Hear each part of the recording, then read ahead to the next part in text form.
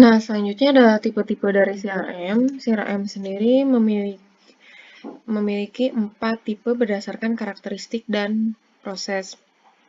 Yang pertama adalah strategik, yaitu pandangan top-down tentang CRM sebagai strategi bisnis yang paling penting yang mengutamakan konsumen dan bertujuan untuk memikat dan mempertahankan konsumen yang memiliki keuntungan. Yang menguntungkan. Nah, yang kedua adalah operasional, di mana pandangan CRM ini berfokus pada proyek-proyek otomatisasi seperti otomatisasi layanan, otomatisasi penjualan, dan otomatisasi pemasaran. Nah, yang ketiga adalah analytical. Nah, ini adalah pandangan bottom up tentang CRM yang berfokus pada kegiatan penggalian data konsumen untuk tujuan-tujuan strategis dan taktis. Nah, yang terakhir adalah kolaboratif, tipe CRM yang berfokus kepada pemanfaatan software untuk meningkatkan optimalisasi pelayanan kepada pelanggan dan pencapaian tujuan bisnis perusahaan. Nah, CRM strategis berfokus pada data-data pelanggan untuk memperoleh informasi dan pengetahuan atau knowledge mengenai pelanggan yang dapat memberikan keuntungan. Tujuannya adalah untuk memperoleh pengetahuan yang mendalam mengenai pelanggan dan tren pasar. Mungkin tadi sudah dibahas ya sebelumnya. Nah, kemudian untuk mengetahui tren pasar ini biasanya digunakan data-data yang berasal dari data warehouse dengan bantuan BI. Nah, yang nantinya data yang berasal dari data warehouse dan bantuan bisnis intelijen ini akan membantu mengumpulkan data dan menganalisa untuk memperoleh informasi. Berupa misalkan tren pasar. Nah, untuk menjamin kualitas informasinya ini, hal ini didasari oleh kualitas data yang harus juga berkualitas. Nah, setelah strategic CRM, selanjutnya adalah operasional CRM. Nah, operasional CRM ini berfokus kepada proses-proses operasional yang melibatkan pelanggan, meliputi pemasaran produk, kemudian penjualan produk, dan layanan yang diberikan kepada pelanggan. Nah, berkaitan dengan proses-proses operasional yang melibatkan pelanggan terdapat 3 buah automation, yaitu service automation, marketing automation, dan Salesforce automation. Nah, service automation ini bertujuan untuk membantu perusahaan melalui CRM untuk menangani sebuah masalah atau isu mengenai sebuah layanan kepada pelanggan yang meliputi Service Level Management atau SLM, kemudian sistem interactive voice response untuk menangani interaksi antara pelanggan dengan perusahaan berbasis tatap muka, berbasis aplikasi ya. Kemudian serta diagnosis dan pemberian solusi terkait dengan permasalahan yang dialami pelanggan sendiri. Jadi pelanggan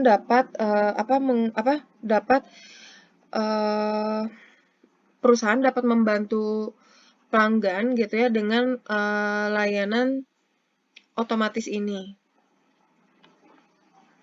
Nah, yang kedua tadi ada marketing automation. Nah, si marketing automation ini bertujuan untuk membantu perusahaan melalui CRM untuk menangani semua hal mengenai pemasaran atau marketing. Nah, ada 3 hal yang ditangani, yaitu yang pertama event-based marketing atau trigger. Nah, event-based marketing trigger untuk melakukan pemasaran kepada pelanggan berdasarkan hasil trigger dari keluhan dari pelanggan. Bisa keluhan, bisa pertanyaan, atau saran dari pelanggan. Nah, misalkan contohnya pelanggan ini menanyakan mengenai penggunaan layanan e-commerce perusahaan. Nah, kemudian cara metode pembayarannya ini seperti apa gitu ya? Apakah menggunakan ya bagaimana caranya gitu pembayarannya ini? Apakah melalui mobile banking, kartu kredit ataupun e-banking? Nah,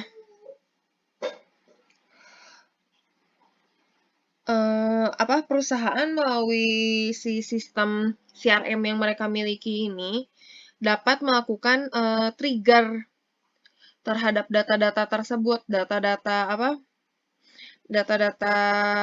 pertanyaan pelanggan tadi misalnya untuk memperoleh pengetahuan bahwa sebenarnya pelanggan ini lebih menyukai metode pembayaran seperti apa gitu.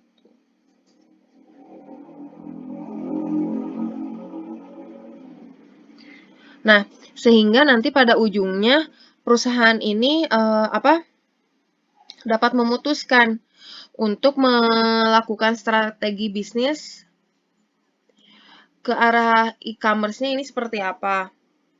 Nah, yang kedua adalah market segmentation. Nah, market segmentation atau segmentasi pasar. Nah, tentunya si perusahaan ini harus memahami dengan baik data-data pelanggan mereka, sehingga perusahaan ini mengetahui gitu gimana segmentasi pasar mereka terkait dengan produk atau layanan yang diberikan kepada pelanggan. Nah, contohnya apa? Misalkan rentan usia pelanggan mereka itu berapa, latar belakang atau profesi pelanggan mereka itu seperti apa,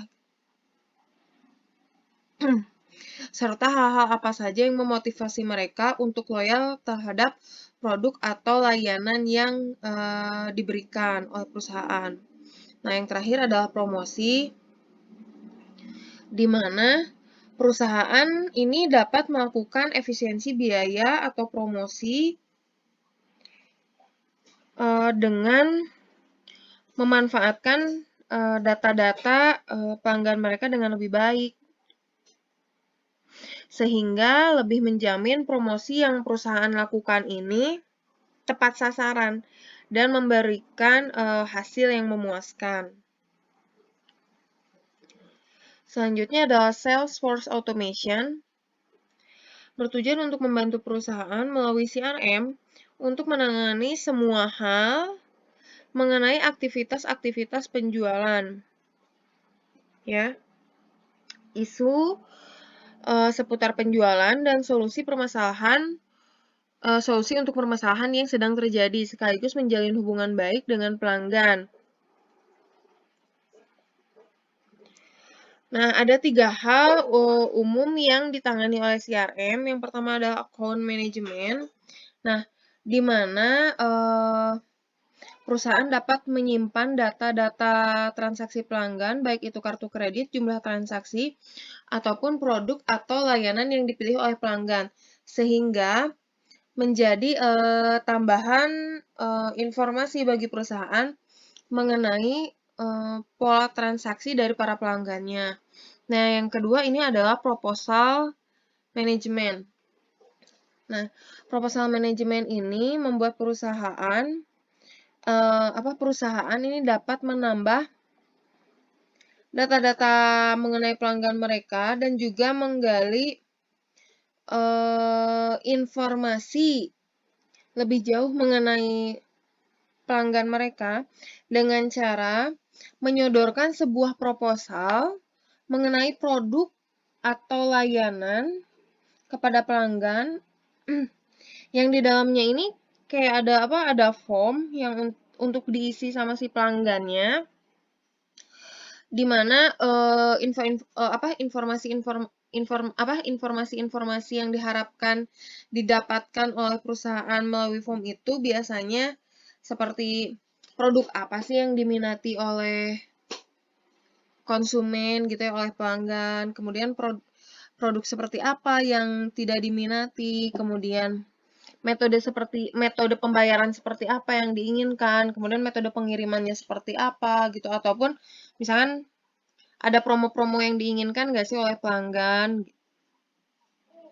Nah, kemudian yang terakhir adalah product configuration. Nah, di mana pelanggan ini memberikan hak untuk ikut serta memberikan saran, pendapat, dan pertimbangan mengenai produk dan layanan yang disediakan maupun yang akan dirilis, bahkan juga terhadap harganya gitu. Kira-kira harga dari produk yang akan diluncurkan ini bagusnya berapa sih?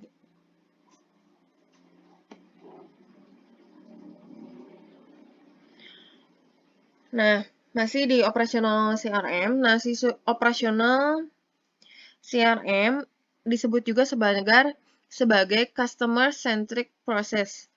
Nah, si customer centric process ini dapat meliputi 3 buah domain aplikasi. Yang pertama adalah aplikasi mobile gitu ya. Jadi si operasional CRM ini dia terdiri atas 3 buah aplikasi gitu. Ada aplikasi mobile, kemudian aplikasi front office, dan yang terakhir adalah aplikasi back office. Nah, kalau misalkan mobile application ini membuat si pelanggan ini dapat dengan mudah gitu melakukan transaksi elektronik, baik itu membeli produk atau layanan melalui aplikasi mobile yang sudah disediakan gitu oleh si perusahaannya, atau juga bisa dimanfaatkan oleh sales penjualan untuk mempresentasikan produk ataupun layanan kepada pelanggan. Nah, yang kedua tadi adalah front office. Nah, melalui si aplikasi front office ini, bagian customer service dapat dengan mudah dihubungi oleh pelanggan ataupun menghubungi pelanggan dengan tujuan untuk mendengarkan keluhan mereka ataupun memberikan solusi. Misal ada masalah dengan layanan yang digunakan oleh para pelanggan. Nah, yang ketiga adalah back office. Nah, si domain CRM yang ini bertugas untuk mendukung komputasi nih di sisi domain front office dan mobile application. Nah, selain itu, si back office ini juga memungkinkan untuk mengintegrasikan layanan lainnya di luar CRM, seperti ERP gitu, atau ada program accounting, di mana layanan tersebut dapat turut serta di dalam proses untuk berbagi data, kemudian manajemen data, dan mengolah data ke dalam bentuk informasi ataupun laporan yang dibutuhkan oleh perusahaan.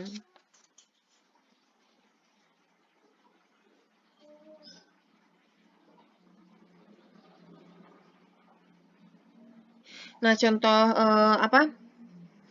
perusahaan atau ya perusahaan yang memiliki software aplikasi yang memiliki ketiga buah domain ini dalam aplikasi CRM-nya adalah Siebel CRM dari Oracle.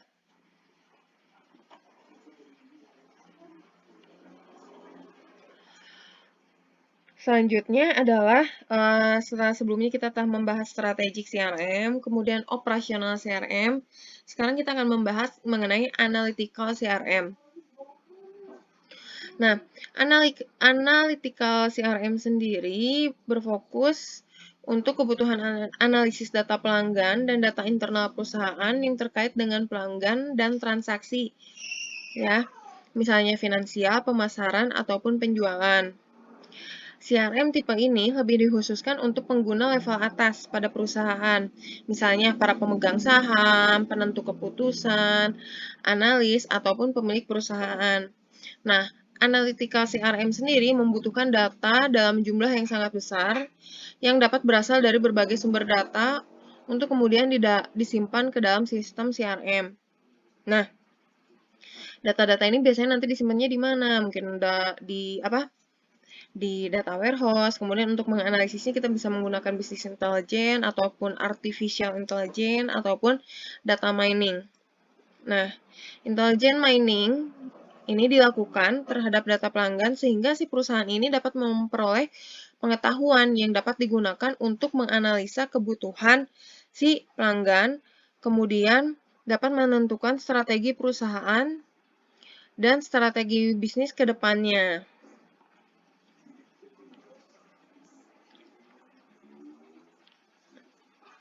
Nah, yang terakhir adalah kolaboratif CRM. Karakteristik dari kolaboratif CRM adalah adanya pemanfaatan software dan adanya hubungan dengan analitika CRM pada bagian back office system dan operasional CRM pada bagian front office system. Dengan tujuan apa? Dengan tujuan untuk meningkatkan kualitas layanan kepada pelanggan serta meningkatkan kenyamanan pelanggan yang berujung kepada peningkatan loyalitas pelanggan dan peningkatan pendapatan perusahaan dari sisi bisnis. Nah, CRM ini memiliki 8 buah karakteristik utama yang berkaitan dengan 3 hal pada CRM, yaitu teknologi, organisasi, serta proses yang terjadi di dalamnya. Nah, yang pertama adalah teknologi. Nah, karakteristik ini menyatakan sejumlah teknologi yang digunakan oleh perusahaan dalam menjalankan sistem atau aplikasi CRM mereka. Bisa meliputi jaringan seperti apa, nanti software yang digunakannya seperti apa, manajemen datanya seperti apa, kemudian matriks. Nah, pada karakteristik ini dilakukan pengukuran kinerja dari CRM pada perusahaan dengan menggunakan sejumlah metrik dari sudut pandang internal maupun eksternal. Ya, selanjutnya adalah information. Pada karakteristik ini, CRM memiliki fungsi untuk penyediaan sumber-sumber data terpercaya untuk perusahaan, di mana data-data tersebut nantinya akan diolah menjadi informasi bagi kebutuhan perusahaan. Misalnya, informasinya untuk pengambilan keputusan, penentuan strategi bisnis, ataupun untuk menganalisa kebutuhan dari konsumen. Selanjutnya adalah strategi. Pada karakteristik ini, CRM melalui penyediaan data di dalamnya dapat digunakan untuk kebutuhan perusahaan di dalam penentuan strategi perusahaan. Nah, strategi perusahaan ini menjadikan perusahaan memiliki pengetahuan mengenai kemampuan internal perusahaan di dalam menghadapi persaingan dengan kompetitor, pemahaman perusahaan terhadap para pelanggan, dan komitmen di dalam penyediaan layanan yang terbaik untuk pelanggan, serta mengetahui apa yang menjadi kebutuhan pelanggan mereka terkait dengan produk dan layanan yang disediakan. Selanjutnya adalah vision. Pada karakteristik ini, CRM membantu perusahaan di dalam mengkaji kembali visi perusahaan maupun membantu perusahaan di dalam menciptakan visi baru perusahaan yang menjadi dasar dalam jalannya bisnis perusahaan. Selanjutnya adalah organizational collaboration. Nah, pada karakteristik ini, perusahaan memiliki kesadaran bahwa dalam internal perusahaan terdapat 2 atau lebih subunit yang memiliki fungsi dan tugas masing-masing. Nah, si karakteristik ini sendiri membantu perusahaan untuk dapat mengenal lebih jauh struktur organisasi, perilaku dari setiap unit atau subunit perusahaan, perilaku si karyawannya sendiri, kemudian kolaborasi antar subunit atau departemen mungkin ya, dan juga pihak ketiga di luar perusahaan yang turut berperan bagi perusahaan seperti mitra bisnis ataupun supplier. Nah, selanjutnya adalah proses. Pada karakteristik ini, CRM berperan untuk menyediakan penjelasan mengenai proses-proses yang ada di dalam perusahaan melalui ketersediaan data yang berlimpah dan kemampuannya untuk manajemen, analisis, mengolah dan mengolahnya menjadi sebuah informasi. Nah, jadi pada karakteristik ini, si CRM ini dapat menjadi knowledge management bagi perusahaan, sekaligus membantu perusahaan dalam manajemen dan hubungannya dengan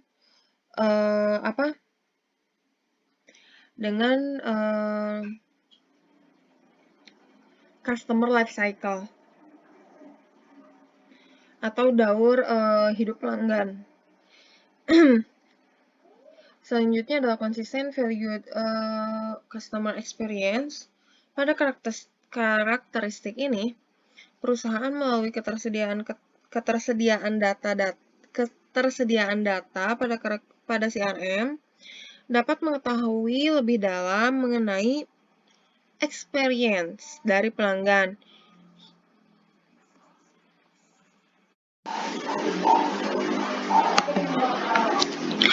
Baik, terdapat 3 proses utama pada CRM. Yang pertama adalah enhance, yaitu proses di mana perusahaan berusaha untuk mempertahankan hubungan baik dengan para pelanggannya yang telah ada.